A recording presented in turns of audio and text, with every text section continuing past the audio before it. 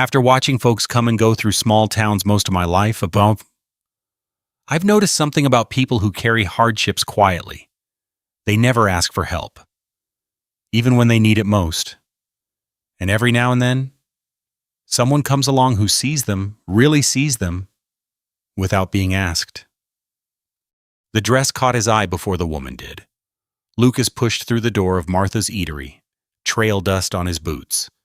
She moved between tables in a faded blue dress, 2 patches on the hem, different fabric, stitched tight. The kind of mending that said, "This is all I have." She set a tin cup before an old man by the window, poured without looking. Lucas took the corner table. She came over. Up close, her hands told more knuckles rough, nails trimmed short. Working hands. Coffee, flat voice. Not unfriendly, just tired. Black. He left a quarter when he finished. She slid a dime back. "You left too much." Her eyes met his. Steady. No shame. If this story brings someone to mind, I'd love to hear where you're watching from tonight. And if you've been enjoying these tales without subscribing, consider joining us. Your support means more than you know. The cabin was dark when Lucas rode up. He struck a match, lit the coal oil lamp on the table, and stood there looking at what he had bought. 4 walls. A roof that no longer leaked, windows with glass intact, a cast-iron stove in the corner, cold and black. He set his saddlebag on the floor. The thud echoed. Nothing absorbed the sound, no rugs, no curtains, no cloth of any kind, just bare wood and empty space. That night, the moon came straight through the bedroom window, a white rectangle on the floor, crawling up the wall as the hours passed. Lucas turned his back to it, pulled the blanket over his shoulder. The light found him anyway. He did not sleep. Morning brought him to Harmon's general store. The smell hit first pine tar, machine oil, leather, and something sweet underneath. Molasses, maybe. Or dried apples in a barrel somewhere. Old Harmon looked up from behind the counter. Spectacles low on his nose. Ink stains on his fingers. "Nails," Lucas said. £2? And whatever white paint you got." Harmon shuffled toward the back. "Fixing up the old Dawson place." "Trying. House sat empty 3 years. Gonna need more than paint." The old man set a can on the counter. Rust around the rim. "What else?" Lucas glanced around the store. His eyes stopped on a shelf near the window. Bolts of fabric stood upright, calico, muslin, something dark blue with tiny flowers. "Curtains," he said. "Tablecloth, maybe. Don't know what else. The soft things." Harmon's mouth twitched. "Soft things? That's woman's work. Friend. You got a woman? No? Then you got a problem." Lucas walked to the fabric shelf, ran his thumb along the edge of a calico bolt. The weave was tight. Good quality. "The woman at Martha's place," he said. "The one in the blue dress. She's so—" Harmon's expression shifted. The amusement drained out. "Clara Bennett, widow. Husband died of fever 2 summers back." He took off his spectacles, rubbed them on his vest. "She sews fine. Best hand stitching in the county. Probably. But that girl's saving every cent she earns." "For what?" Harmon put the spectacles back on. Looked at Lucas straight. "Banks holding paper on her husband's land. $140. She's got maybe 10 weeks before they auction it off." He paused. "She ain't gonna spend time sewing curtains for strangers." Lucas stared at the fabric. Blue calico. almost the same shade as the dress with the patches. $140? He had that. Had more than that. Rolled in oilcloth at the bottom of his saddlebag. But he had seen her eyes when she pushed back that dime. The way her chin lifted. The way she said, "You left too much," not grateful, not apologetic, just stating a fact. A woman like that would not take money from a stranger. So how did a man help someone who refused to be helped? Lucas came back to Martha's eatery the next evening. Same corner table, same tin cup of black coffee, but this time, he stayed. The supper crowd thinned slowly. A rancher in a sweat-stained hat paid his bill and walked out, spurs jingling against the floorboards. Two women in calico bonnets finished their pie and left coins on the table. A young man with mud on his boots gulped down the last of his stew and hurried into the fading light. Lucas watched it all from his corner. The coffee went cold in his cup. He did not order another. Clara moved between the empty tables, collecting plates, wiping surfaces with a damp rag. The same blue dress. The same 2 patches on the hem. She had pinned her hair back tonight, but a strand had come loose and hung along her jaw. The clock on the wall ticked. 5:30. 5:45. Martha appeared from the kitchen, untying her apron. Gray hair, thick arms, a face that had seen too much sun. She glanced at Lucas, then at Clara. "I'm heading out," Martha said. "You lock up." "Yes, ma'am." The older woman grabbed her shawl from a hook by the door and stepped outside. The hinges creaked, then silence. Clara kept wiping tables. She worked her way across the room, methodical, unhurried. When she reached the table next to Lucas, she paused. "Kitchen's closed." "I know." She looked at him. The rag dripped onto the floor 1 drop, 2 drops, before she wrung it out and set it aside. "Then what are you waiting for?" Lucas turned his cup in his hands. The tin was cool now. "I need someone to sew curtains," he said, "for my place. And tablecloths, maybe. I don't know what else. I ain't good at this sort of thing." Clara's expression did not change. She pulled out the chair across from him and sat down.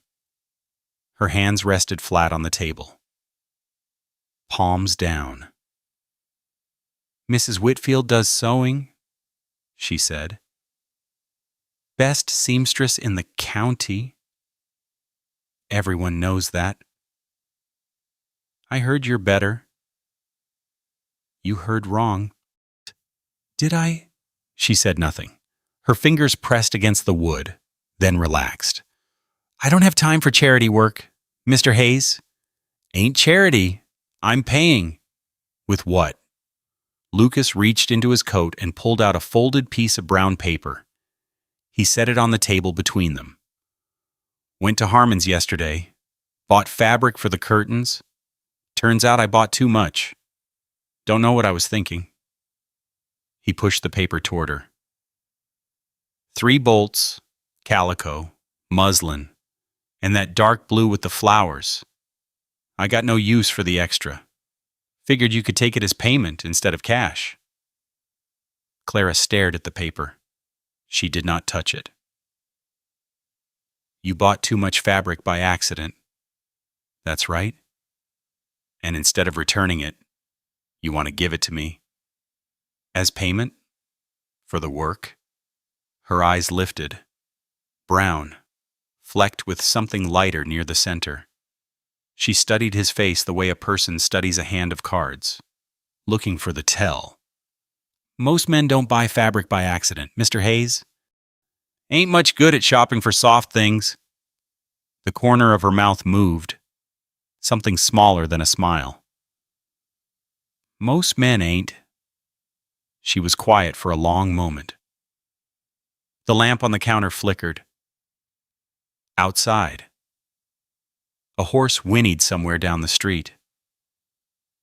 How many windows? 6. Different sizes.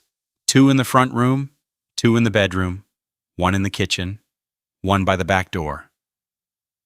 That's a lot of sewing. I figured. And you want me to come out and measure when you can? No rush? Clara's hands moved to her lap. She twisted the edge of her apron between her fingers once, twice, 3 times, then stopped. I ain't taking charity, she said again. Her voice was quieter now. I want you to understand that. I do. If I take this work, I do it right. I measure proper. I cut proper. I sew seams that hold. And when I'm done, you pay me what the work is worth. Not more. Agreed. The fabric's payment for my labor. Nothing else. Nothing else. She held his gaze for a long moment. The clock ticked on the wall. Somewhere outside, a dog barked twice and fell silent. All right, she said. I'll do it. Lucas nodded. He kept his face still. When can you come by on Sunday? After church. I get the afternoon free. I'll have coffee ready. She almost smiled then. Almost. I don't need coffee, Mr. Hayes. I need measurements. She stood up, pushing the chair back with her knees. The legs scraped against the floor. She picked up the rag again and draped it over her shoulder. The fabric, she said. Harmon still has it. I'll pick it up tomorrow. Bring it out to the house. Fine. She turned and walked toward the kitchen. 3 steps, 4 steps. Then she stopped. Mr. Hayes? Yes? She did not turn around. Her back was straight, her shoulders set. Why me? The question hung in the air. Lucas could have lied. Could have said he had asked around and her name came up. Could have said it was convenience, proximity, chance. Instead, he told the truth. Because you pushed back that dime, he said. Most folks would have kept it. She stood there for a moment longer. The lamplight caught the loose strand of hair along her jaw. Then she walked into the kitchen without another word. Lucas left 3 coins on the table. Exact change. Not a cent more, and stepped out into the evening. The sky was purple now, fading to black at the edges. Stars beginning to show. His horse waited at the post, ears twitching at the sound of his boots. He mounted up and turned toward home. 3 bolts of fabric, 6 windows. A woman who would not take charity. It was not much of a plan, but it was a start.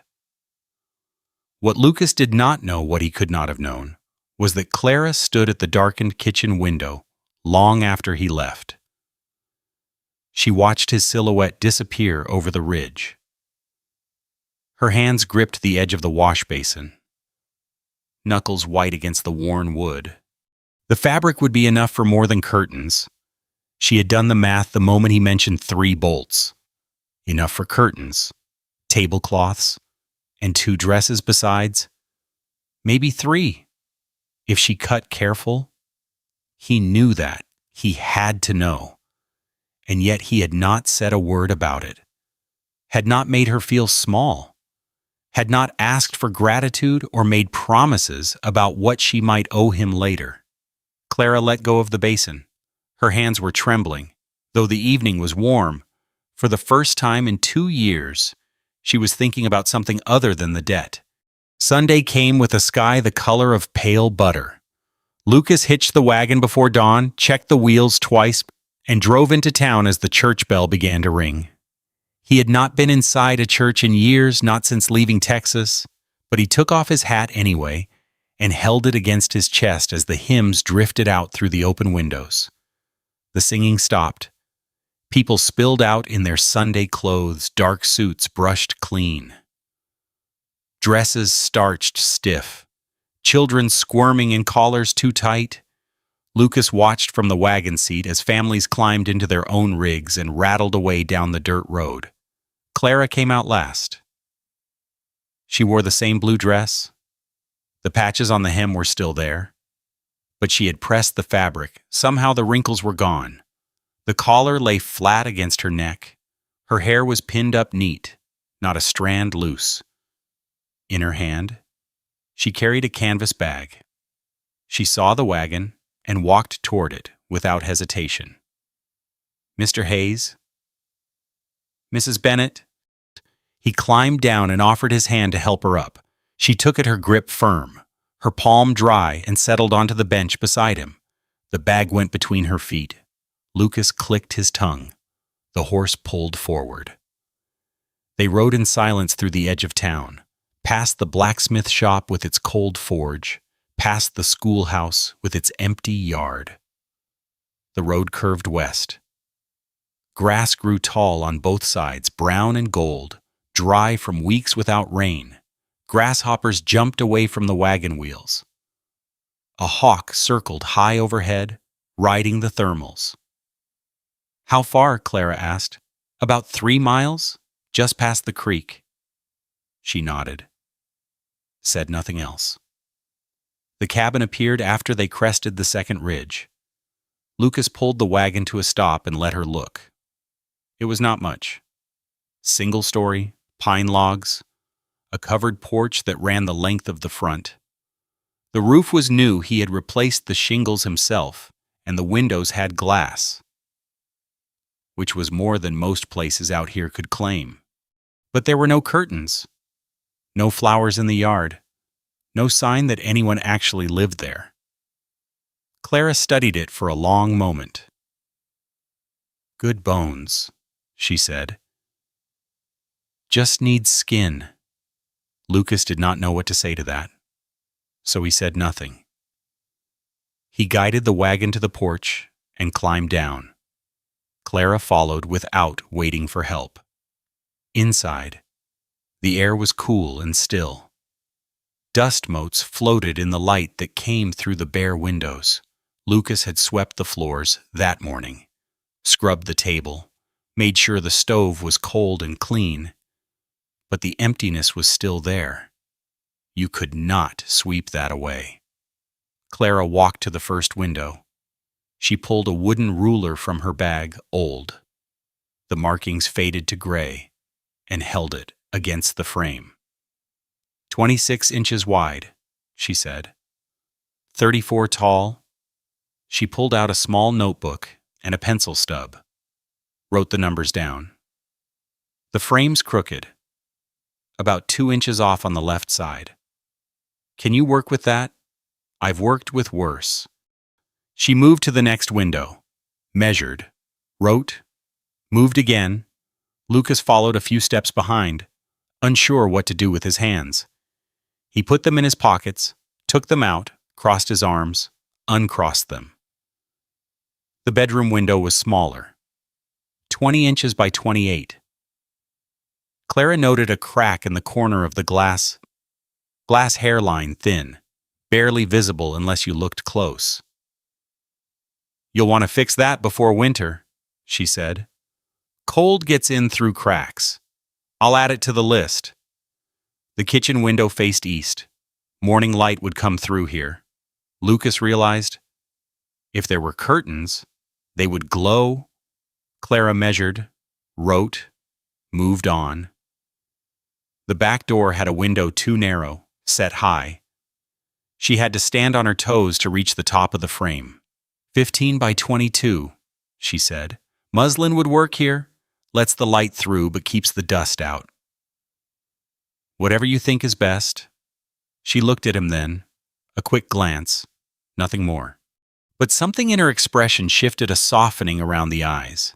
Maybe. Or maybe Lucas imagined it. "I'll need to see the fabric," she said, "before I start cutting." "It's in the back room. I'll get it." He brought out the 3 bolts: calico, muslin, and the dark blue with the tiny flowers. Clara ran her hand along each one, testing the weave with her fingertips. Her touch was light, professional. She knew what she was looking for. "Good quality," she said. "Harmon doesn't usually stock this grade. I asked him to order it special." Another glance. Longer this time. "You ordered fabric special. For curtains?" "I wanted them to last." Clara said nothing. She rolled the bolts back up and set them aside. "I'll start with the front room," she said. 2 panels per window, hemmed on all sides. Should take me about a week, working evenings. No rush. I don't like to rush, but I don't like to dawdle either." Lucas nodded. The silence stretched between them, not uncomfortable, but full of something he could not name. "Coffee," he said. "I made a pot this morning. Should still be warm. Black's fine. Cream's for folks with money to waste." He went to the stove, picked up the pot, and reached for the tin of coffee grounds on the shelf above. His hand knocked the tin sideways. Grounds spilled across the counter, a dark cascade that spread toward the edge and fell onto the floor. Lucas froze, stared at the mess. Behind him, Clara made a sound. Not quite a laugh. More like air escaping through closed teeth.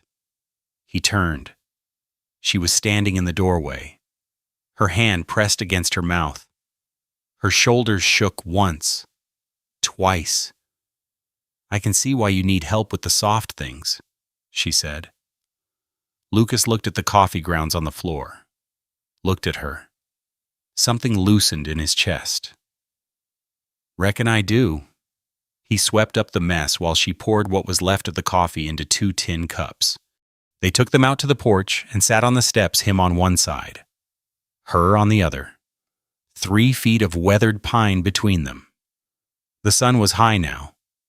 The grass rippled in the breeze. Somewhere in the distance, a meadowlark called.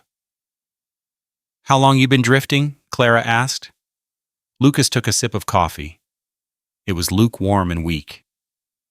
10 years? Maybe more? Lost count somewhere in Kansas. "What made you stop here?" He looked out at the land, the brown grass, the blue sky, the ridge line purple in the distance. "Got tired," he said. "Woke up one morning and couldn't remember the name of the town I was in. Couldn't remember the one before that either. Figured that was a sign." Clara wrapped her hands around her cup. Her knuckles were rough. The skin cracked at the joints. "Thomas used to say a man needs land the way he needs air." "He sounds like a good man." "He was." She paused. The meadowlark called again. "Too good for this world. Maybe." The breeze shifted. A cloud drifted across the sun, and the light changed gold to gray and back again. "You planning to stay?" Clara asked. "Here. I mean, for good." Lucas thought about the question.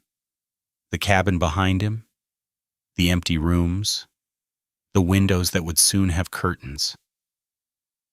"I don't know," he said. "But for the first time in a long while, I ain't thinking about leaving." Clara looked at him. Her eyes were brown, flecked with something lighter near the center. She held his gaze for a moment, then turned away. "The curtains will help," she said. "A house doesn't feel like home until you can close out the dark." She finished her coffee and stood up, brushed the dust from her dress. "I should get back. Martha needs me for the evening shift. Lucas stood too. I'll drive you. I can walk. It's not far. 3 miles ain't a short walk. Mrs. Bennet. She hesitated, then nodded. They rode back in silence. But it was a different silence than before. Easier somehow. The wagon rattled over the ruts in the road, and the shadows grew long as the sun dropped toward the ridge. When they reached the eatery, Clara climbed down without waiting for help. I'll start tomorrow, she said. The front room curtains first. I'll be here. I'll be at the cabin. If you need anything.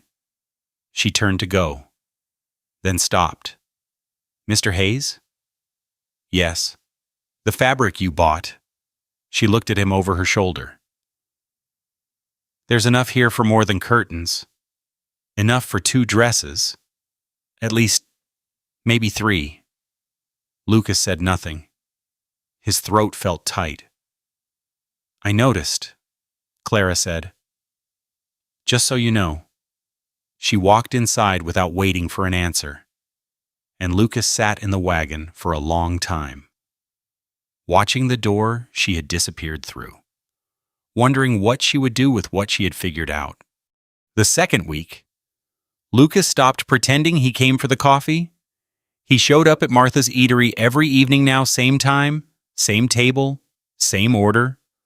Black coffee, cornbread if they had it. Sometimes a bowl of whatever stew was left from the lunch crowd. He paid exact change, never more. And he stayed until the last customer walked out. Martha noticed. Of course she did. You sure do like my coffee, she said one evening, setting the tin cup in front of him. Her eyes were sharp beneath the gray hair, her mouth pressed into something that was not quite a smile. Best in the county. That's so. She wiped her hands on her apron.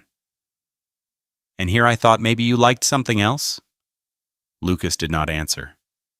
He wrapped his hands around the cup and watched the steam curl upward. Martha snorted and walked back to the kitchen. Clara was working the front room tonight. She moved between tables with the coffee pot, refilling cups, clearing plates, wiping down surfaces with the efficiency of someone who had done this work for years. The same blue dress, the same patches on the hem. But something was different the way she carried herself. Maybe a looseness in her shoulders that had not been there before. She had finished the first set of curtains 3 days ago, brought them out to the cabin wrapped in brown paper, hung them herself, while Lucas watched. The calico had looked better than he expected, the tiny red flowers catching the afternoon light, the fabric swaying gently in the breeze from the open door. Not bad, she had said, stepping back to look at her work. For a rush job. Looks good to me? You don't know the difference. But she had smiled when she said it. Just a small one, gone as quick as it came. Now Lucas watched her work the room, and he thought about that smile. The evening crowd thinned. A farmer paid his bill and left, his boots heavy on the floorboards. 2 ranch hands finished their stew and walked out arguing about the price of feed. A woman in a gray bonnet collected her children and herded them toward the door, one hand on each small shoulder. Through the window. Lucas noticed the sky had taken on a hazy look, not quite clouds, but something thick in the air. The light was different too, yellower than usual for this time of evening. By 7 o'clock, the eatery was empty except for Lucas. Clara finished wiping down the last table. She stood there for a moment, rag in hand, looking at the empty chairs. Then she walked to Lucas's table and sat down across from him. It was the first time she had done that. Kitchen's closed, she said. I know. Martha's gone home? I saw. She set the rag on the table between them. Her hands were red from the hot water, the skin rough at the knuckles. She folded them in her lap. You're here every night now, she said. It was not a question. Seems that way. Why? Lucas looked at her. The lamplight caught the angles of her face, the sharp line of her jaw, the faint shadows beneath her eyes. She looked tired, but she also looked like she wanted an honest answer. "I like the company," he said. "You don't talk to anyone." "I like the quiet company." She almost smiled. Almost. "You're a strange man. Mr. Hayes?" "So I've been told." The clock on the wall ticked. Outside, a horse whinnied somewhere down the street. The lamp on the table flickered once, then steadied.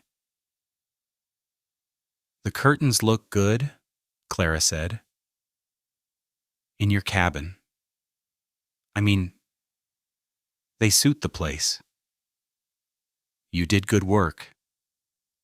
"I always do good work." She paused. "Thomas used to say that. He said I was the only person he knew who could make a flour sack look like something worth keeping." Lucas set down his cup. The tin made a soft sound against the wood. "Tell me about him," he said. "If you want." Clara's hands moved to the table. She spread her fingers flat against the surface, pressing down as if to steady herself. "He was a dreamer," she said. "That's the word for it, I suppose. Always talking about what he was going to build, what he was going to grow. He wanted cattle. Said the land out here was perfect for it. Good grass, water in the creek, hills to break the wind. Sounds like he knew what he wanted." He did. That was the thing about Thomas. He always knew exactly what he wanted. He just didn't always know how hard it would be to get it. She looked toward the window. The glass was dark now, reflecting the lamplight back at them. "We came out here 3 years ago," she said. "Bought the land from a man who was heading back east. Thomas had saved for years every penny he earned working other men's farms. He said this was our chance, our place, somewhere we could build something that belonged to us. And then the fever came." Clara nodded. Her jaw tightened. "Summer of the second year? It came through the whole valley. Took 6 people in 2 weeks. Thomas was the last." Lucas said nothing. There was nothing to say. "I stayed with him until the end," Clara said. Her voice was steady, but her hands pressed harder against the table. "He kept talking about the cattle, even when he couldn't lift his head. He was talking about how many calves we'd have in the spring, how we'd build a bigger barn, how our children would grow up running through the fields." She stopped, drew a breath. "He never saw the third spring, and I'm still here, trying to hold on to land I can't afford, because I made him a promise that I would." The clock ticked. The lamp flickered. "That's why you won't take money?" Lucas said. "From anyone." "That's why—" Clara looked at him. "If I lose this land, I want it to be because I wasn't strong enough. Not because I gave up. Not because I let someone else carry what's mine to carry." Well, Lucas understood that. Understood it somewhere deep in his bones. "I spent 10 years on the move," he said. "After I left Texas, town to town, job to job. Never stayed anywhere longer than a season. Why?" He turned the cup in his hands. The tin was cold now. "My father had a ranch. Small place, nothing special. But it was ours. When I was 19, he got sick. Same kind of thing, fever that wouldn't break. I was supposed to take over after he passed. That was the plan. But you didn't. I couldn't. Every time I looked at that land, I saw him. saw everything he'd built, everything he'd wanted me to be, and I wasn't that man. I wasn't strong enough to be that man, so I ran. The words hung in the air between them. Lucas had never said them out loud before, had never told anyone the truth about why he left. Clara's hands relaxed on the table. The tension went out of her shoulders. Where's the ranch now? Sold. Bank took it after I'd been gone a year. Some stranger owns it now. Probably tore down the house and built something new. Do you regret it? Running. Lucas thought about the question. Thought about all the towns he could not remember. All the faces that blurred together. All the mornings he had woken up not knowing where he was. Every day, he said. But I can't go back. That's the thing about running. Once you start, you can't undo it. You can only stop. Is that why you bought the cabin? That's why. Clara was quiet for a long moment. The lamp burned low between them, the flame shrinking as the oil ran out. We're a pair, ain't we? She said. You running from what you lost, me holding on to what I'm about to lose. Maybe that's why I keep coming back? She looked at him. Really looked at him. The way she had that first night when she pushed back the dime. Maybe, she said. The lamp guttered. The flame dipped low, casting long shadows across the table. Clara stood up and reached for the oil can on the shelf behind her. I should close up, she said. It's getting late. Lucas stood too. He reached for his hat on the chair beside him. Same time tomorrow. I'll be here. She poured oil into the lamp, and the flame rose again. I'm always here. He walked to the door, put his hand on the latch. Clara, she looked up. The curtains for the bedroom, he said. The muslin ones. When do you think they'll be ready? End of the week, maybe sooner. Good. He opened the door. The night air was warm, but there was something else in it. A thickness, a pressure, the kind of air that came before weather changed. I'll see you tomorrow. He stepped outside and pulled the door shut behind him. The street was empty. His horse waited at the post, ears pricked forward. Lucas untied the reins and swung into the saddle. He was halfway down the street when he heard the sound of the eatery door opening again. He turned in the saddle. Clara stood in the doorway, silhouetted against the lamplight. She did not call out, did not wave, just stood there, watching him go. Lucas raised his hand. A small gesture, almost nothing. She raised hers in return. Then she stepped back inside and closed the door. Lucas rode home under a sky that seemed lower than usual. The stars hazy behind a thin veil he could not name. The air pressed against his skin, heavy and still. His horse snorted, tossing its head, uneasy about something Lucas could not see. He thought about the things they had said, the things they had not said, the way she had looked at him when she talked about her husband, not with grief. Exactly, but with something harder. Determination, stubbornness. The refusal to let go of a promise, even when the person who made it was gone. He understood that now. Understood her in a way he had not before. And somewhere between the eatery and the cabin, riding through air that smelled faintly of dust and something electric, he realized something that made him pull the horse to a stop in the middle of the empty road. He was not just helping her anymore. He was hoping. Hoping that when the curtains were done and the work was finished, she would still find a reason to come back. The horse stamped its feet, nervous. In the distance, toward the western hills, The sky flickered once, not lightning, not quite, but something that promised change was coming. The sky turned the color of old brass by mid-morning. Lucas was mending a fence post behind the cabin when he noticed the light shifting, the air growing thick and heavy. He straightened up, wiped the sweat from his forehead with the back of his hand, and looked west. The horizon had disappeared. A wall of brown and yellow rose from the ground to the sky, moving slow but steady, swallowing everything in its path. The wind picked up, carrying the first grains of dust fine as flour, sharp as glass. Dust storm, a bad one.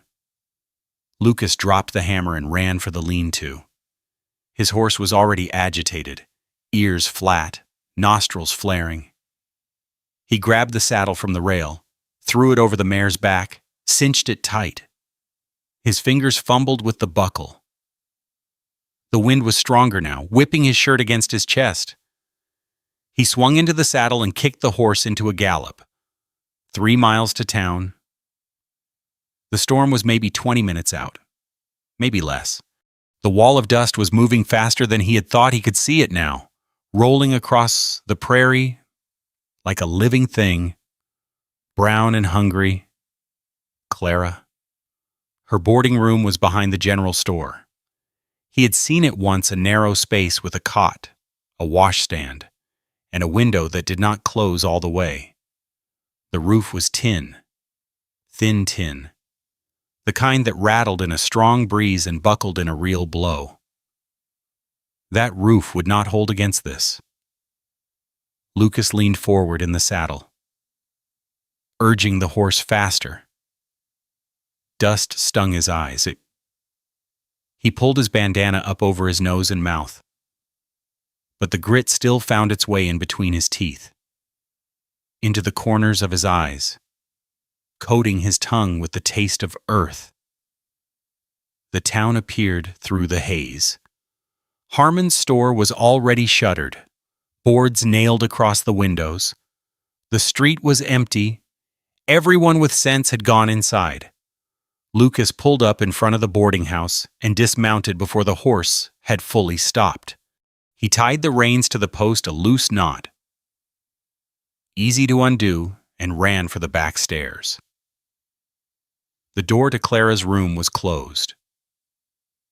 He knocked, hard. Clara. A pause. Then the door opened. She stood there in her blue dress, a canvas bag in one hand, a length of muslin draped over her arm. Her hair was pinned up, but strands had come loose and whipped around her face in the wind. "Mr. Hayes." She did not seem surprised to see him. "What are you doing here?" "Storm's coming." "Bad one." "I can see that." "You can't stay here. That roof won't hold." Clara looked at him, then looked past him, at the wall of brown bearing down on the town. The wind howled through the gap in the stairwell railing, carrying dust and the smell of dry earth. "I've seen storms before," she said. "Not in this room, you ain't." Above them, the tin roof groaned, a sharp creak, then a rattling that grew louder as the wind gusted. Clara's eyes went to the ceiling. The rattling turned to banging metal flexing against the frame, threatening to peel back. Her face changed. The stubbornness drained out, replaced by something rawer. "Come with me," Lucas said. "My place. Log walls, proper roof. It'll hold." The banging grew louder. A corner of the tin lifted, letting in a spray of dust and debris. Clara flinched, stepping back from the doorway. "Fine," she said. "But I'm bringing my sewing." "Wouldn't expect anything else." She grabbed a shawl from the hook by the door and wrapped it around her shoulders. Lucas took the canvas bag from her hand, heavier than he expected, full of fabric and thread and the tools of her trade, and led the way down the stairs. The horse was dancing at the post, eyes wild. Lucas untied the reins and swung up into the saddle. He reached down for Clara. "Put your foot on mine. Grab my arm." She did not hesitate. Her hand gripped his forearm, strong and sure, and she pulled herself up behind him. Her arms went around his waist. "Hold on." He kicked the horse into a run. The storm hit before they reached the edge of town. One moment the air was thick but breathable. The next, it was a solid wall of dust and grit, scouring exposed skin, filling lungs, blinding eyes. Lucas ducked his head and gave the horse its head, trusting the animal to find the way home. Clara pressed her face against his back. He could feel her breathing through his shirt, fast but steady, controlled. Her arms tightened around his waist. The world disappeared. There was only the roar of the wind, the pound of hooves, the burn of dust in his throat. Lucas could not see the road, could not see anything. He rode by instinct, by memory, by the feel of the ground beneath the horse's hooves. The cabin appeared out of the brown haze like a ghost. Lucas pulled the horse to a stop by the porch and half fell out of the saddle. He reached up for Clara, caught her as she slid down, steadied her on her feet. "Inside. Go." She ran for the door. Lucas pulled the horse toward the lean-to behind the cabin. Not a proper barn, but enough shelter to keep the animal alive. He threw a blanket over the horse's head, checked the ties, and ran back to the house. The door slammed shut behind him. The wind screamed outside, but in here, it was muffled, distant, safe. Lucas stood in the middle of the room, breathing hard. Dust coated every inch of him, his clothes, his skin, his hair. He could taste it in his mouth, feel it grinding between his teeth. Clara stood by the window, looking out at the storm. The new curtains, the ones she had made, swayed gently in the draft that came through the cracks in the frame. "That was close," she said. "Too close." He went to the stove and opened the iron door. Kindling was already laid inside. He had done it that morning, out of habit. He struck a match, touched it to the paper beneath the wood, and watched the flame catch. The fire grew. Warmth spread through the room. Clara set her canvas bag on the table and pulled out the muslin she had been carrying. The last curtain, the one for the back door. She spread it across the table, smoothing the wrinkles with her palms. "You're going to sew," Lucas said. "Now." Storm might last hours. No sense wasting time. She sat down at the table, pulled out her needle and thread, and began to work. Her fingers moved with the same steady rhythm he had watched so many times before in, out, pull tight, in, out, pull tight. The needle flashed in the firelight. Lucas watched her for a moment. Then he went to the shelf and took down the coffee pot. "Might as well make some coffee," he said. "Going to be a long night." "Black's fine. I remember." The wind howled outside. The walls creaked. Dust hissed against the windows like sand thrown by an angry hand. But inside the cabin, there was only the crackle of the fire, the soft sound of thread pulling through fabric, and the smell of coffee beginning to brew. Lucas poured 2 cups and brought one to the table. Clara took it without looking up, her eyes fixed on her work. "Thank you," she said, "for coming to get me. Couldn't leave you in that tin roof room." "You could have. Most men would have." Lucas sat down across from her. The fire popped and settled.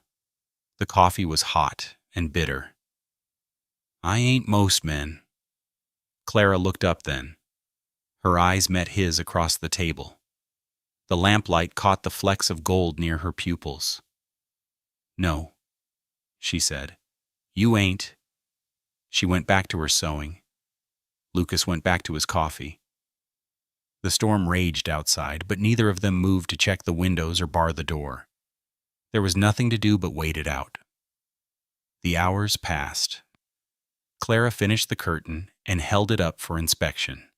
The muslin was white and clean, the hem straight, the stitches invisible. "Done," she said. "Last one. You want to hang it now?" "Might as well. While we're stuck here." Lucas stood and took the curtain from her hands. He crossed to the back door and reached up to the rod he had installed above the window. The fabric slipped over the metal, and he adjusted it until it hung straight. The curtain glowed in the lamplight. The room looked different now, softer, warmer, like a place someone might actually want to live. Clara came to stand beside him. She looked at the curtain, then at the others, the calico in the front room, the muslin in the bedroom, all of them made by her hands. "It's a real home now," she said. "Or close to it." Lucas looked at her.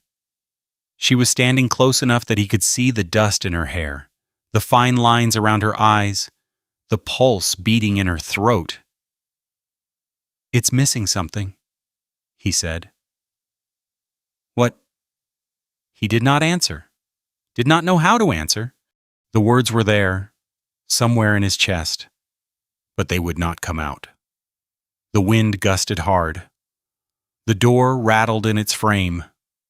Clara shivered and pulled her shawl tighter around her shoulders. "We should sleep," she said. "If we can, you take the bedroom. I'll stay out here by the fire. Mr. Hayes, it's fine. I've slept on worse." She looked at him for a long moment. Then she nodded. "Thank you," she said again. "For everything." She walked to the bedroom door and paused with her hand on the frame. The lamplight caught her profile, the curve of her jaw, the line of her neck, the loose strands of hair that fell across her cheek. "Lucas," she said. It was the first time she had used his given name. "Yes." She turned to face him. Her eyes were dark and serious. "The fabric you gave me, the extra, I used some of it." "For what?" She did not answer right away. Her fingers traced the edge of the door frame, back and forth, back and forth. "You'll see," she said. "When the storm passes." Then she stepped into the bedroom and closed the door. Lucas stood alone in the front room, listening to the wind scream outside, wondering what she had made and what it would mean when he finally saw it. The letter came on a Monday. Lucas was not there when it arrived. He heard about it later from Harmon, who had been sweeping the boardwalk outside his store when the mail rider came through. The rider had stopped at Martha's eatery, handed an envelope to Clara, and ridden on without a word. But Lucas did not know any of this when he walked into the eatery that evening.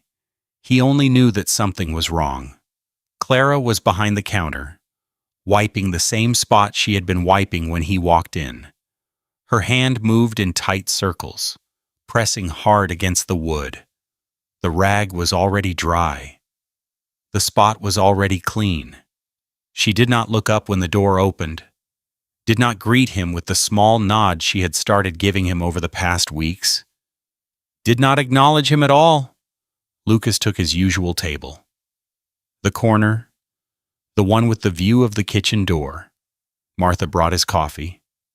Her face was drawn, her mouth pressed into a thin line. "She got bad news today," Martha said, her voice low. "Letter from the bank? Don't push her."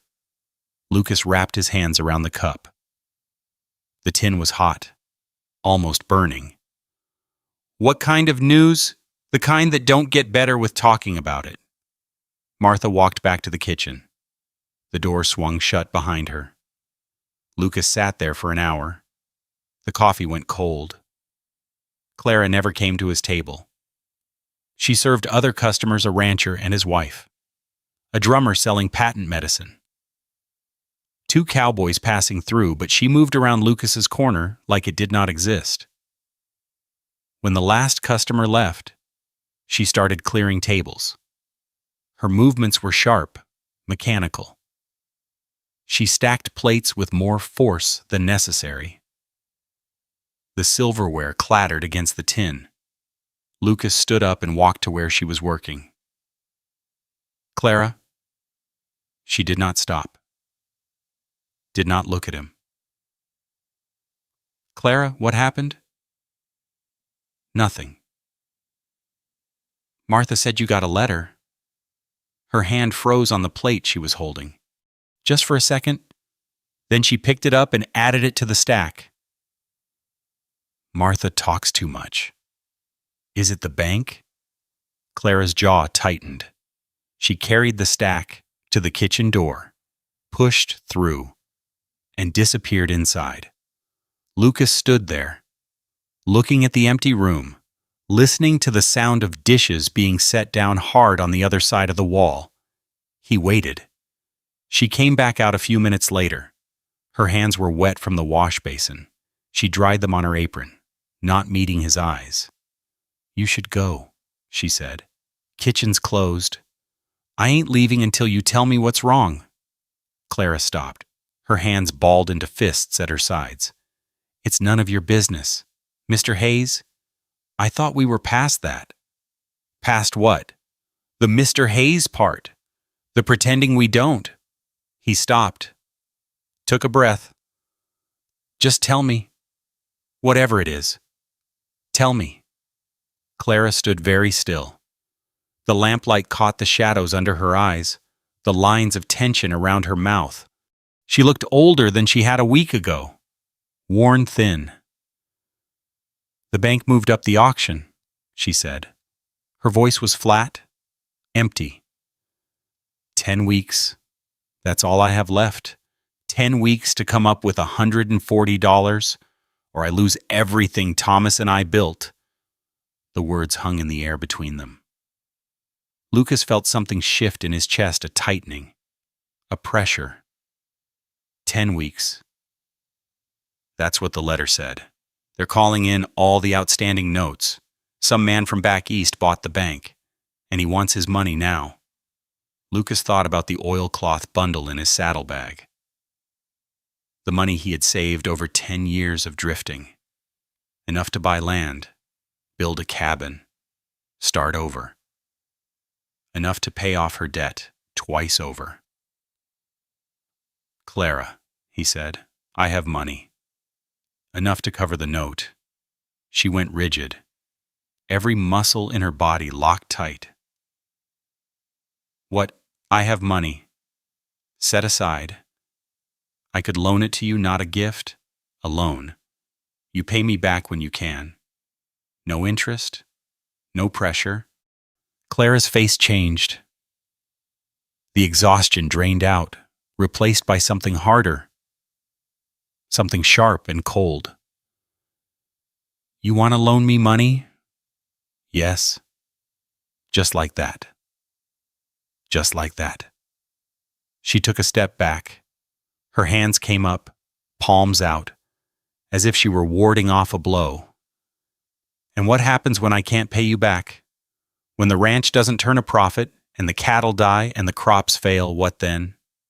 "Lucas, you take the land, you take me along with it." The words hit him like a slap. His face went hot. "That ain't what I meant." "Then what did you mean?" Her voice was rising now, cracking at the edges. "You've been coming here every night for weeks, buying fabric you don't need, ordering curtains you don't want, treating me like some charity case you found on the side of the road. That ain't true, ain't it?" Clara laughed. It was not a pleasant sound, bitter and raw, scraping out of her throat. "The whole town's been watching.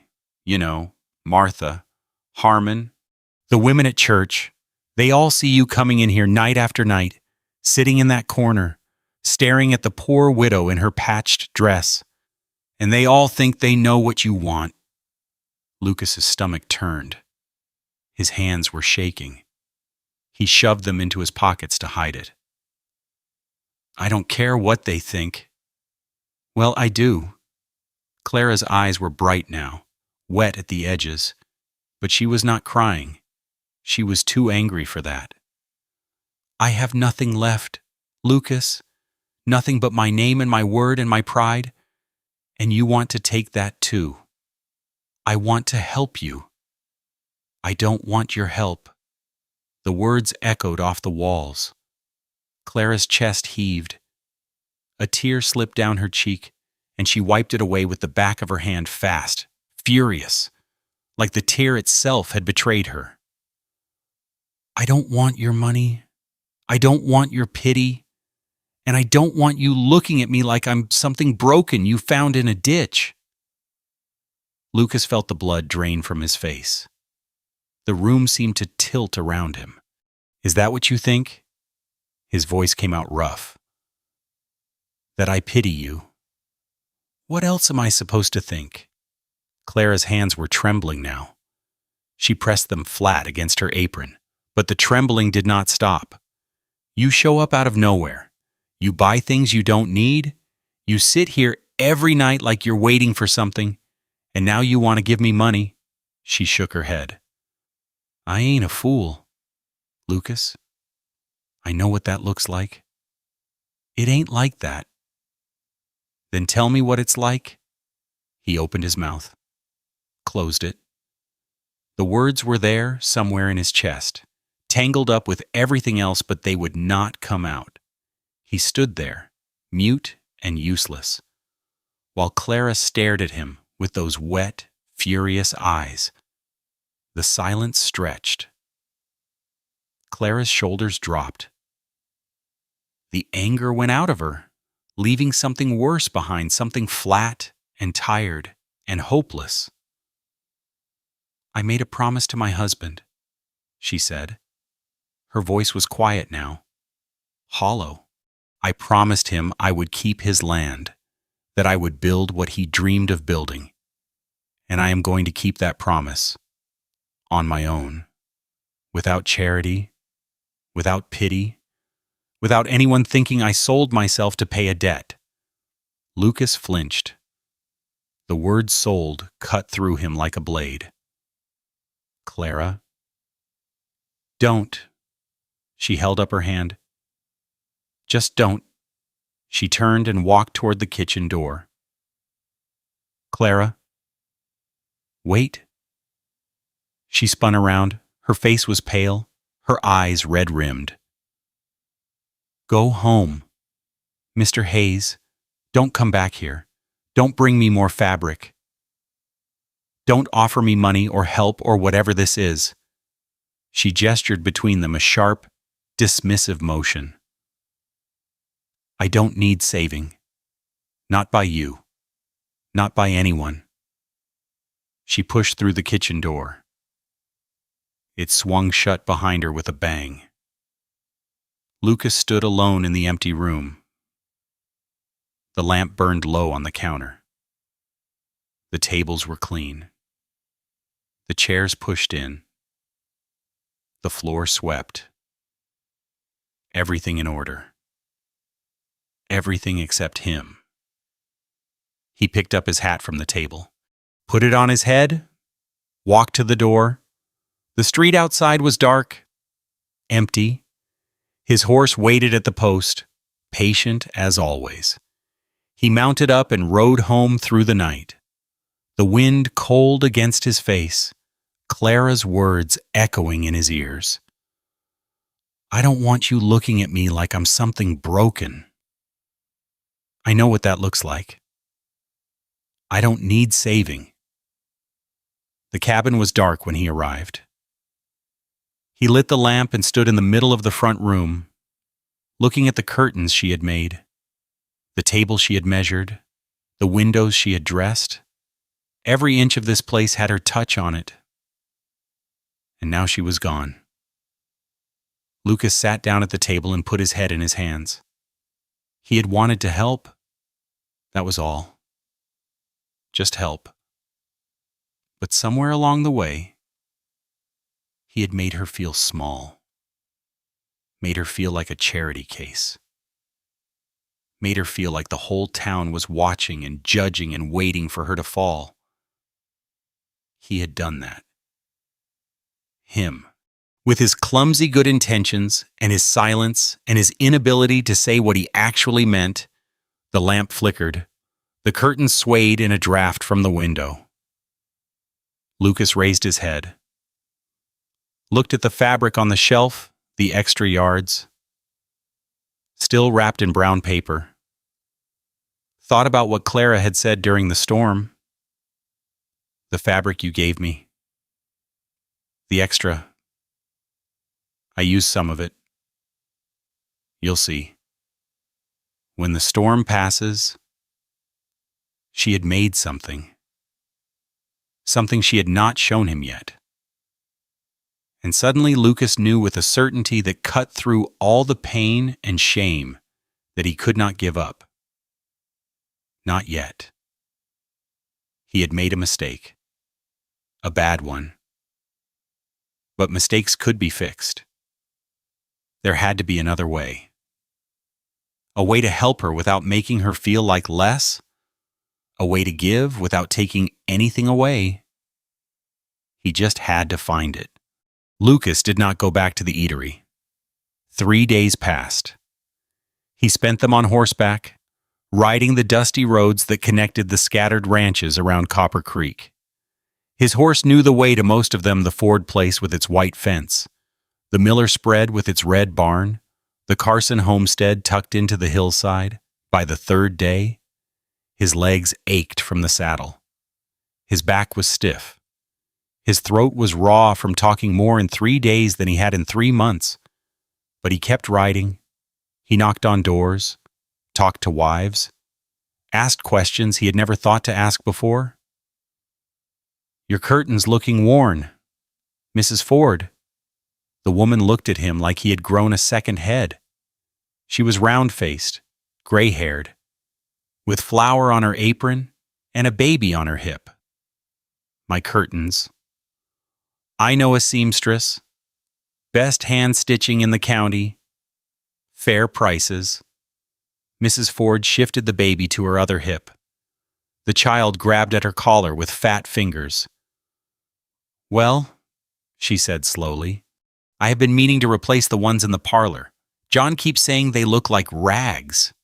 Clara Bennett works at Martha's Eatery. She can come by to measure whenever suits you." Lucas touched the brim of his hat and rode on.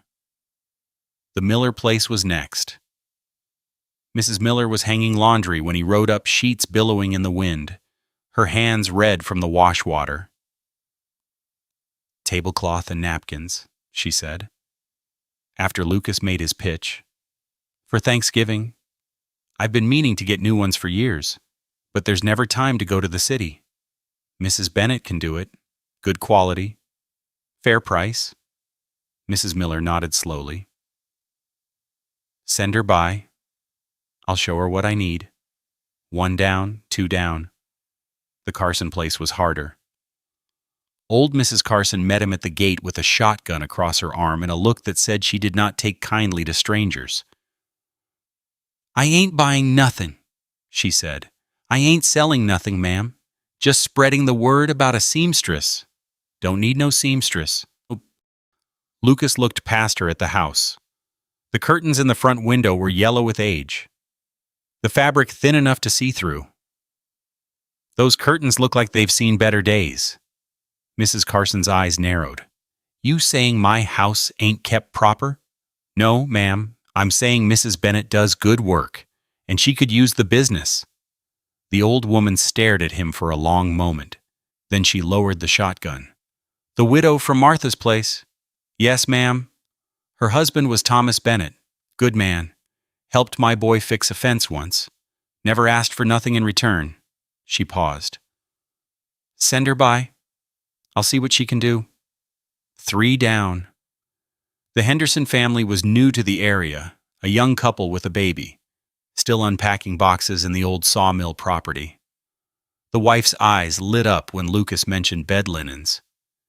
"The baby needs new blankets," she said, "and I've been wanting proper curtains for the nursery, but we spent everything on the move." "Mrs. Bennett's prices are fair. She works with what you can afford." 4 down. Lucas rode to the church next. The minister's wife was sweeping the front steps, her gray hair pinned back beneath a plain bonnet. "Altar cloths," she said, before Lucas had even finished speaking. "I've been praying for someone to replace them. The old ones are falling apart. Mrs. Bennett does fine embroidery work."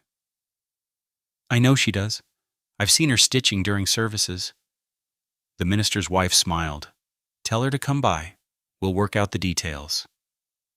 5 down. There were others. The widow Crane, who needed mending done on her late husband's shirts she wanted to give them to her son. The school teacher, who needed a new dress for the Christmas pageant. The blacksmith's wife, who wanted kitchen curtains to replace the ones that had caught fire last winter. Not everyone said yes. The banker's wife turned him away at the door without a word. The hotel owner said he had his linens shipped from the city. 2 ranchers' wives were not home, and their husbands had no interest in discussing fabric. But most of them said yes. 8 orders. Maybe 9. If the school teacher could scrape together the money. Lucas rode home as the sun set on the 3rd day. His horse tired, his body aching. He had not slept more than a few hours each night. Had not eaten a proper meal since leaving the cabin. But it was done. The orders started arriving at Martha's eatery the next morning. Lucas heard about it from Harmon, who had been buying coffee when the first customer walked in. "Mrs. Ford came by before breakfast," Harmon said, polishing his spectacles on his vest. "Asked for Clara Bennett. Said something about parlor curtains." Lucas leaned against the counter, trying to look casual. "That's so. Then Mrs. Miller showed up. Then the minister's wife." Harmon put his spectacles back on and peered at Lucas. "You wouldn't know anything about that, would you?" Lucas picked up his bag of nails. "Don't know what you mean." He walked out before Harmon could ask any more questions. Over the next 2 weeks, Lucas stayed away from the eatery. He worked on his cabin fixing the fence, patching the roof, clearing brush from the property line. He kept himself busy, kept his hands moving, kept his mind from wandering to Clara and what she might be thinking. But the reports came anyway.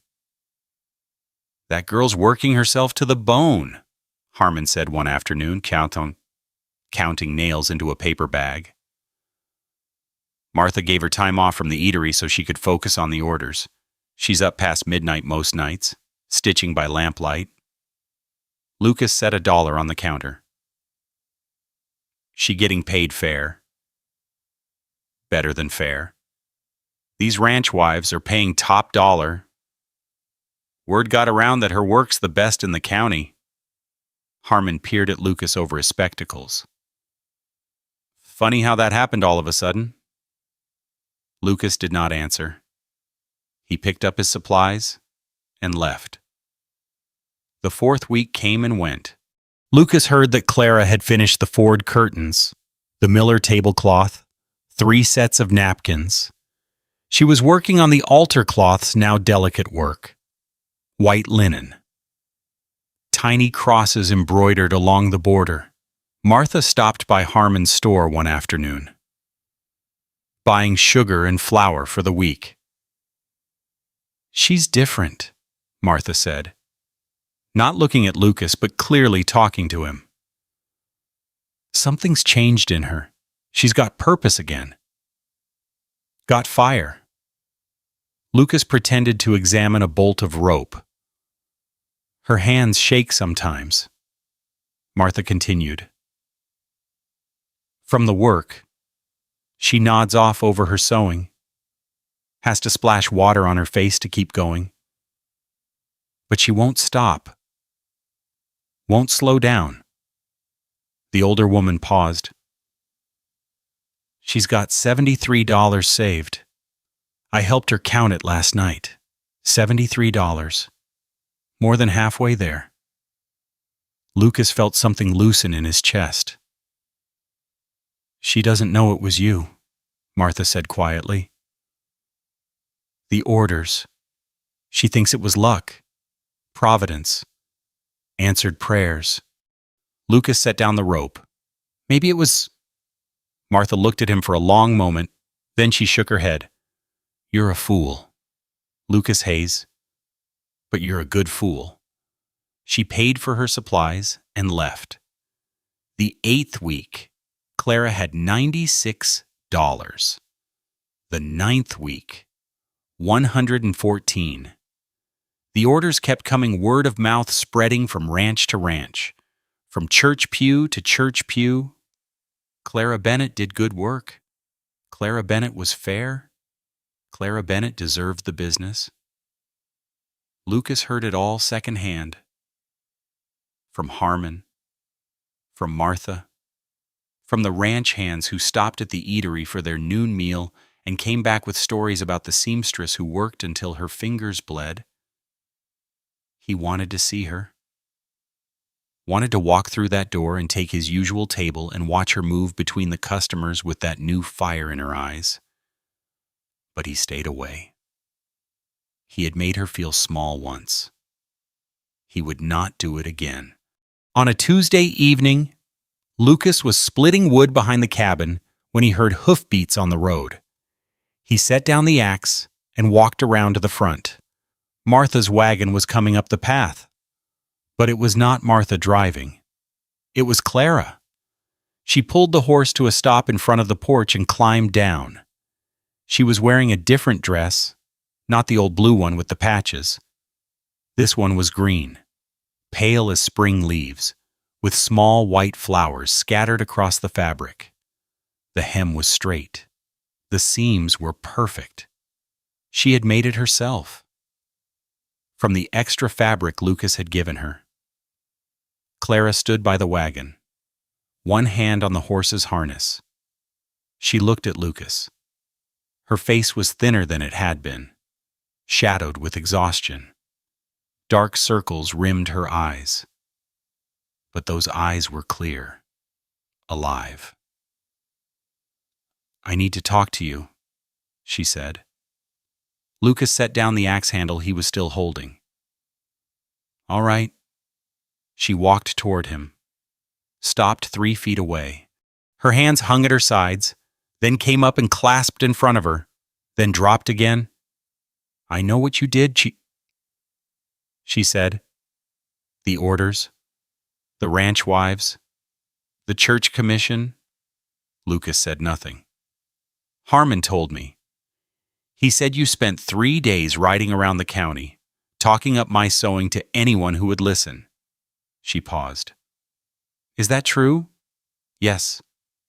Clara's jaw tightened. She looked away toward the hills, toward the setting sun. You didn't give me money, she said. You gave me work. Yes. You didn't tell anyone it was you. Didn't take credit. Just sent them to me. Yes. She turned back to face him. Her eyes were bright, but she was not crying. Not this time. I counted the money last night, she said. After I finished the altar cloths, $131, I have 3 more orders to fill. That's another 15, maybe 20. Lucas did the math in his head. 140. Maybe more. That's enough, he said, for the bank. Ish, more than enough. Enough to pay the note and have a little left over. The words hung in the air between them. Clara took a breath, let it out slowly. I said terrible things to you, she said. That night at the eatery, I called you. I said you were trying to fix me, that you saw me as broken. You were angry. I was wrong. She stepped closer, close enough that Lucas could see the pulse beating in her throat. You didn't try to fix me. You gave me a way to fix myself, and I almost threw it away because I was too proud to see the difference. Lucas looked at her. The green dress, the tired eyes, the hands that had sewn curtains and tablecloths and shirts and altar cloths, hour after hour, night after night. You earned it, he said. Every penny. I just pointed people in the right direction. Clara's mouth curved, a small, fragile thing. You did more than that, she said. You believed in me when I didn't believe in myself. She reached into the pocket of her dress and pulled out a folded piece of paper, held it out to him. The bank draft, she said. I'm going into town tomorrow to pay the note. I wanted you to see it first. Lucas took the paper, unfolded it. The numbers were written in Clara's neat hand, $147, payable to the First Bank of Copper Creek. You did it, he said. I did it. He handed the paper back to her. Their fingers touched just for a moment, and neither of them pulled away. There's something else, Clara said. She reached into the wagon bed and lifted out a bundle wrapped in brown paper, set it on the porch rail between them. Open it. Lucas untied the string and folded back the paper. Inside was a quilt. Not large, big enough for a single bed. Maybe, but the stitching was extraordinary. Tiny squares of fabric calico, muslin, the dark blue with flowers pieced together in a pattern that looked like stars. I made it from the scraps, Clara said. The leftover pieces from your curtains. I worked on it at night, after the orders were done. Lucas ran his hand over the fabric. Soft, warm, beautiful. Clara. It ain't charity, she said. Her voice was steady. It's a gift. There's a difference. He looked up at her. She was standing very still, watching his face, waiting for his response. Thank you, he said. It was all he could think to say. Clara nodded. She turned back toward the wagon, then stopped. The auction is tomorrow, she said. 10 o'clock at the bank. Will you come? Lucas folded the quilt carefully and held it against his chest. I'll be there. She climbed back into the wagon and picked up the reins. The horse stamped its feet, ready to move. Lucas, she said. Yes. She looked at him over her shoulder. The last light of the sun caught her face, turning her skin gold. After I pay the bank, she said. I'm going out to the ranch, Thomas's ranch. My ranch. She paused. The fence needs fixing. The roof probably does too. Lucas felt something shift in his chest, something warm and fragile and full of possibility. I reckon I could help with that, he said. If you want. Clara smiled, a real smile this time, one that reached her eyes. I might want, she said. She clicked her tongue, and the horse moved forward. The wagon rattled down the path toward the road. Lucas stood on the porch, holding the quilt she had made, watching her go. The stars were coming out now, one by one, scattered across the darkening sky. Tomorrow, the bank, the auction, and then whatever came after. The bank opened at 9. Lucas was there at 8:30, standing across the street with his horse tied to the post, watching the door. The morning was cool and clear.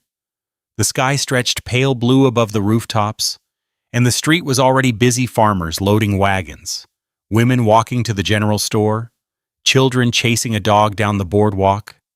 The smell of fresh bread drifted from the bakery 2 doors down. Lucas waited. At 9:45, Clara appeared at the end of the street. She was walking, not riding her back straight, her chin up, her canvas bag clutched in both hands. She wore the green dress, the one she had made from the extra fabric. The hem brushed the tops of her boots as she walked. She did not look at Lucas as she passed, did not acknowledge him at all. But he saw her fingers tighten on the bag, saw the slight hitch in her stride as she climbed the steps to the bank. The door opened. She stepped inside. The door closed behind her. Lucas crossed his arms over his chest and leaned against the post. The minutes crawled by. A wagon rattled past, kicking up dust. A woman in a blue bonnet nodded to him as she walked by. The church bell rang the hour 10 o'clock. The bank door opened. Clara stood in the doorway. Her face was pale, her eyes bright. In her hand, she held a piece of paper cream-colored, official-looking, with a red seal at the bottom. She walked down the steps, stopped at the edge of the boardwalk. Lucas straightened up, uncrossed his arms. Well? Clara held up the paper. Her hand was steady. It's done, she said. The land is mine. The words hung in the air between them. Lucas felt something loosen in his chest, a knot he had not known was there. How much? $147. Every cent I earned? She folded the paper carefully and tucked it into her pocket. The manager looked like he'd swallowed a frog when I counted it out on his desk. Lucas almost smiled. Bet he did. Clara walked toward him, stopped 3 feet away.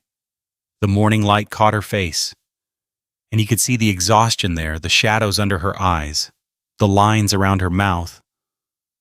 But there was something else, too. Something that had not been there before. Relief, pride, hope. I couldn't have done it without you, she said. The orders, the work, all of it. You did the work. I just talked. You did more than talk. She paused. You believed in me when I'd stopped believing in myself. Lucas did not know what to say to that, so he said nothing. Clara looked down the street, toward the edge of town where the road curved west toward the open prairie. I want to see it, she said. The ranch. I haven't been out there since... She stopped, swallowed. Since Thomas died. You want company. She looked at him. Her eyes were brown and clear. I might. They rode out together. Lucas on his horse and Clara on a borrowed mare from Martha's stable.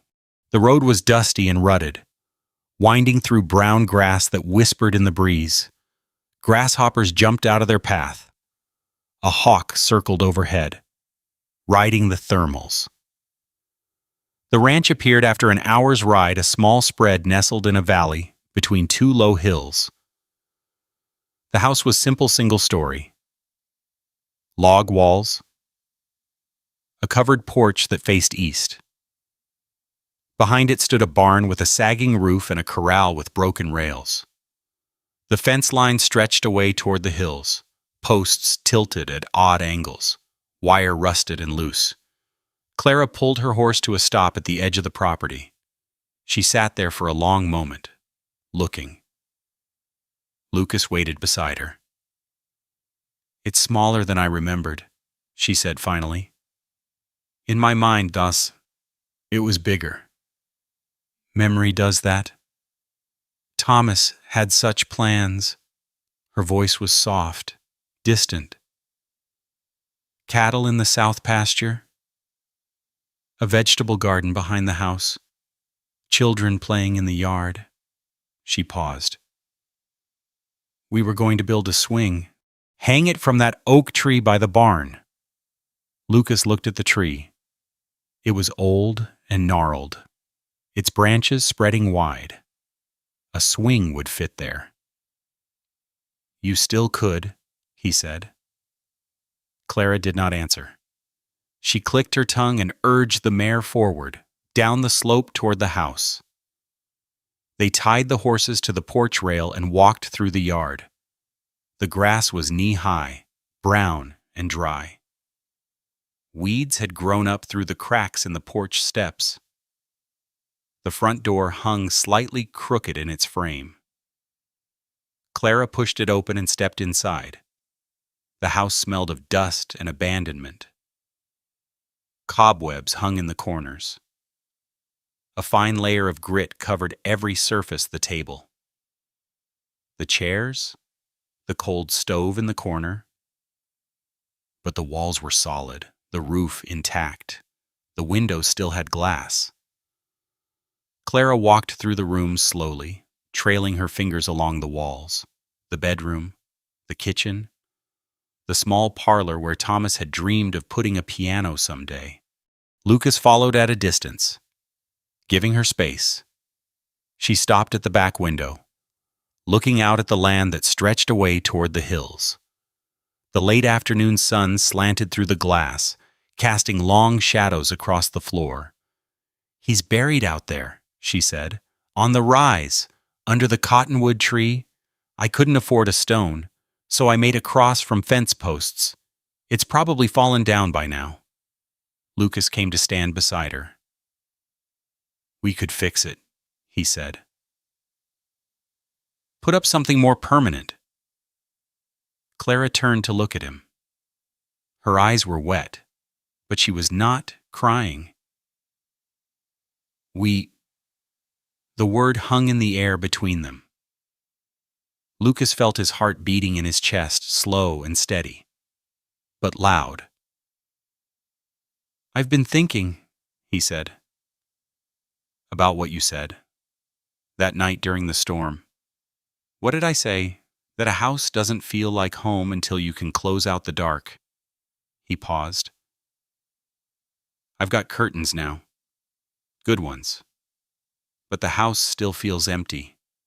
Clara's breath caught. She did not move. What are you saying? Lucas? He looked at her, the green dress, the tired eyes, the hands that had worked so hard to save everything she loved. He thought about all the miles he had traveled, all the towns he had passed through, all the mornings he had woken up not knowing where he was. I'm saying I'm tired of being alone, he said. And I think maybe you are too. Clara's hand came up to her mouth. A tear slipped down her cheek. I can't promise anything, she whispered. Thomas, I loved him. I still love him. I don't know if I can. I ain't asking you to forget him, Lucas said. I'm asking if there's room for something new. She looked at him for a long moment. The sun was setting now, turning the sky gold and pink. The light came through the window and touched her face, her hair, the green fabric of her dress. The fence needs fixing, she said finally. The roof, too. The barn's about to collapse. I can fix those. It'll take months, maybe longer. I ain't going anywhere. Clara wiped her eyes with the back of her hand. A smile tugged at the corner of her mouth, small, fragile, but real. Then I reckon you better get started. They walked out onto the porch and stood there, side by side, watching the sun sink behind the hills. The sky turned from gold to orange to deep purple. The first stars appeared, one by one. Lucas looked at the land, the brown grass, the tilted fences, the old house that needed more work than two people could do in a year. He thought about his cabin, 3 miles away, with its curtains and its quilt and its empty rooms. "I was thinking," he said, "about the spring." "What about it?" "My place is too small for cattle. But this spread, there's good grass here. Good water in the creek." Clara turned to look at him. The starlight caught her eyes. "You want to run cattle here?" "Together," he said. "If you want." She was quiet for a long time. The night sounds rose around them, crickets singing, an owl calling somewhere in the hills, the horses shifting at the rail. "Thomas would have liked you," she said finally. "He always said the best men were the ones who gave without anyone knowing." Lucas thought about that, about the curtains and the fabric, and the 3 days he had spent riding around the county, drumming up work. "I ain't that good," he said. "Maybe not." Clara's hand found his in the darkness. Her fingers were warm and rough. "But you're getting there." They stood together on the porch, looking out at the land that was hers and the future they might build together. The stars wheeled overhead. The wind whispered through the grass. Lucas squeezed her hand. She squeezed back. Neither of them said anything more. They did not need to. The silence between them was full now, not empty, not waiting, but full of possibility. The fence still needed fixing. The roof still leaked. The barn was still falling down. But for the first time in a long time, neither of them was facing it alone. And somewhere in the distance, a meadowlark began to sing. There is a quietness that settles after a story like this, not the silence of ending, but something softer, the kind that stays in the chest for a while before it finds its place. Perhaps you recognize something in Lucas, the way he stood at the edges, unsure if he belonged anywhere. Or perhaps it was Clara carrying a promise that grew heavier with each passing season, refusing to set it down even when her hands ached from the weight of it. Many of us have loved someone who is no longer here. Many of us have given in ways that went unnoticed, or received kindness we did not know how to accept. Some of us have run from what we lost. Some of us have held on too tightly to what remained. These are not lessons. They are simply the shapes our lives take when we live them honestly. You do not need to resolve what this story stirred in you. It is allowed to rest, unfinished, the way most true things do. Some feelings are not meant to be understood, only carried, gently, until they find their own place to settle. Thank you for staying until the end. Thank you for listening.